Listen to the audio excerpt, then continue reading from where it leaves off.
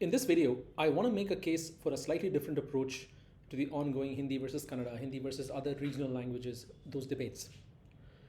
Now, I do that, let me set the context of why we need a completely radically Indian approach to solving this issue. If you look across the world, there aren't that many countries with the kind of diversity and strong regional focus that India does. Canada, for example, there's the English speaking parts of Canada and the French speaking parts of Canada. It's easy for them to say documents have to be in French and in English. French Canadian, Canadian French and English. Similarly, Spain has Basque and the Basque Catalan and the other parts of Spain. There are very, very few countries which have such strong regional identities as India does. Most countries have maybe one, maybe two divisions between the majority and the minority. India has 22 and more because that's the number of official languages that we have. So really, we cannot rely on other countries or the way it has been done successfully done in other countries to be a guide for us. So we need a slightly different India-specific, India-only approach which reflects the problems and situations we face. The first thing I should point out is that it's unlikely that any one state can survive on its own outside the Indian Union. So if there was a solution which meant imposition of a certain language on the entire country, any state which felt that language is not right for them would not be able to survive in the geopolitical context of India, surrounded as it is by countries which are not very friendly towards India's needs and desires, will be able to survive. Let's put that out there, that we are better together as part of India than we are alone.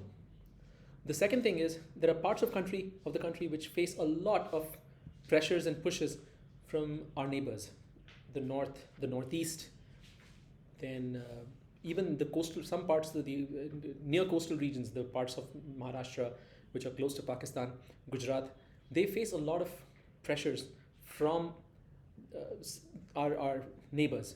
That is not true of the southern parts of the country, which means that there is a justifiable reason why when people say that the north has a stronger claim, maybe stronger is not the right word, has a valid claim to being representative of true India. It's because in reality, truly speaking, the sweat and blood that the north has had to give to keep India as a country united is a little bit more than the south, and it's reflected even in the relative economic development. The south has benefited in reality from the protection afforded to it by the Himalayas, the armies in the north, the people in the north. See, it's just the truth. I mean, you can't fight that. There's no debating that.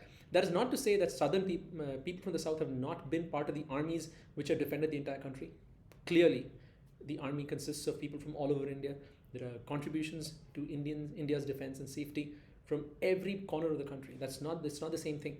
But sending people to fight militants, say in the northeast, or to fight terrorism in Mumbai, is different from having to protect your land and your people from enemy incursions. So let's just accept that as true, that the cost imposed by foreign incursions and foreign aggression on the north and the northeast is different and higher than the cost imposed on the south. Even when terrorism was at its peak in Sri Lanka, among the 4 southern states, I would say, now 5, I would say Tamil Nadu was the worst affected, and even within Tamil Nadu it was all the major cities like Chennai which were mostly affected, not so much the rank and file, the smaller cities and smaller towns and villages. So, and compare that with say Punjab or Jammu Kashmir. So the fact is that India as a country, the south has benefited from the protection afforded by the north. So which is why when a bunch of North Indian people come and say, you know what, it should be Hindi, because at some level we know that, we do feel that yes, this north has been a buffer between utter chaos and destruction in the country, right? Now let's move on to what the solution could look like. The first thing we need to understand is that India is a union of multiple states, each of which is essentially a country by itself. It has its own language, its own cuisine, It might have good relationships with the neighboring states. It might not have such good relationships with the states further away. So it's essentially a country with geopolitical interests which are specific to itself. For example, the Andhra and Telangana states compete with Karnataka for IT money. Then some states compete with Maharashtra for automobile money or infrastructure, or sorry, industrialization money. So India is a collection of essentially smaller countries which have come together under a larger banner called India. So we have to recognize that. So my solution is going to be something like this, that any state should be allowed to create a linguistic requirement for people coming into that state. Does it go against the constitution? It does, because obviously you cannot be Indian if you cannot just freely travel anywhere in the country and reside over there. But hear me out. So every state should be allowed to create a linguistic requirement for people coming into that state for economic reasons. If you are coming into that state as in to open a business or to work in that state, it should be acceptable for that state to say you need to know a basic level of the language spoken in that state. But this should not be true for all jobs and all economic migrants. If you're coming into the state because you were married into that state, or if you're coming in and opening an online business where you don't interact with the people of the state that much, it's totally okay not to know the language of that state. But if you have a customer-facing business wherein you interact with, say, I'm just going to ballpark it, 100 people every week, of which 50% prefer to speak a local language, you should be required to speak that local language as well. And that's just good manners. I mean, and it makes a lot of business sense. So if you open a customer-facing business and you're not able to speak that language, what's the point of opening that business? So you should be required to speak a language understood by roughly 50% of your clientele per week. And that should be a bare minimum for you to open a small business or a business in the state of your choice. If you have a job which does not require customer facing, for example, you work in an office and most of your colleagues are also from other parts of the country, or most of the colleagues who come there are comfortable in English and your language of business in the office is English, then requiring you to learn the local language makes no sense. I mean, there's no reason for you to learn it to be functional on day one. So which is why I would say that you could learn the language if you want to. You could become proficient in it, but if it's not required, maybe that's not a requirement for you. But that will mean a little bit of tweaking to the constitution, which means we have to allow people to set restrictions on who can come into that state for economic reasons. And secondly, there'll have to be an infrastructure built to teach the language and also test people using that language. And we've done this. I mean, we have examples of Indian citizens traveling abroad on a regular basis, immigrating, migrating, settling down in foreign countries. And they do that. They do a test of proficiency in English or French or German or whatever that language may be, in order to just simply move to that country and settle there. So if Indians can do it willingly for other countries, Indians should be willing to do the same thing, extend the same courtesy and the same care for the people in their own country. So if I, as a Hindi-speaking person, wants to move to, say, Assam, and I want to open a tea estate there, because I believe that that's how I will make money, then I should be going to Assam, proving that I can to run my tea estate, I interact with, say, a dozen suppliers and 100 employees who speak Assamese. Then I'm able to converse with them in Assamese. And I think that's totally fair, because the people of Assam deserve that much courtesy from us, that their language is important, their language and culture is important to them, and we can live with it. But this leadership, this idea that I came up with 10 minutes of thinking, is something that our leaders are currently not able to show. They need to be able to articulate exactly something like this, that this constant bickering between states where Hindi is being imposed and our local languages are being threatened needs to stop, because we cannot continue like this. Another generation of language-based fights will mean another generation lost of progress that we could have made as a country simply by adjusting to each other's needs and working like adults. And that adult behavior, that leadership, is what our politicians are refusing to show.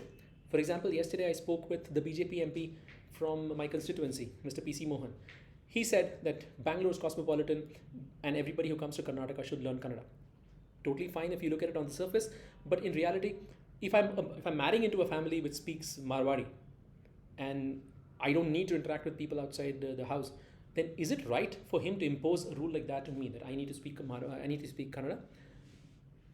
On the other hand, he's justified in saying that if I want to open a shop, if I want to open a boutique, or I want to open a small business which employs people from different walks of life, I should be able to speak with them and I should be able to learn that language. But he's not offering such solutions. All he's saying is all these talking points: Bangalore's cosmopolitan, people need to learn Kannada, which actually goes exactly against what the BJP NDA government in the center is doing.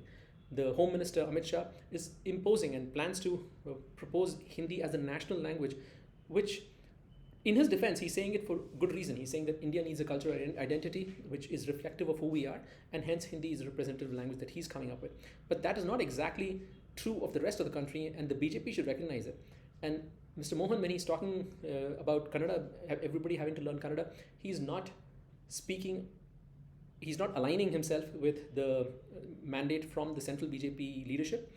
And we all know what happened with Kangana Ranaut recently, that she was asked to walk back her farmer bill movements, farmer bill statements, because it was not aligning with the BJP, which means that Mr. Mohan's statements, if they don't align with the BJP, they will be forced to walk back. So what we need from people like Mr. Mohan, Mr. Siddaramaiah, all the politicians around us, is leadership. We demand it, we need it, and without that, we cannot move. We pay them, we elect them, we give them a salary every month to show us that kind of leadership, that they understand what we need and they're willing to create a valve so that the pressure on people can be released, that they are looking out for a long-term, stable, transparent solution, which at this point, at least from what I can see, none of the politicians are willing to do, because they'd rather just let us individuals fight on the road, kill each other on the road, simply because we cannot speak a common language. We deserve better. Our politicians are the real cause of the problem today. We have solutions at hand. We have solutions which are India-specific, India-centric, and absolutely workable for India, but our politicians are too centered on their own election and their own chances of surviving another term to actually take the leadership step and say, you know what, this is what we need to do as a country. And with that, I'm going to end this speech, this diatribe, if you call it. But really, choose wisely, because your politicians need to reflect modern thought and not keep using talking points and hiding behind some nonsense like cosmopolitan city and this and that to win elections and keep us at each other's throats. That's it. Bye.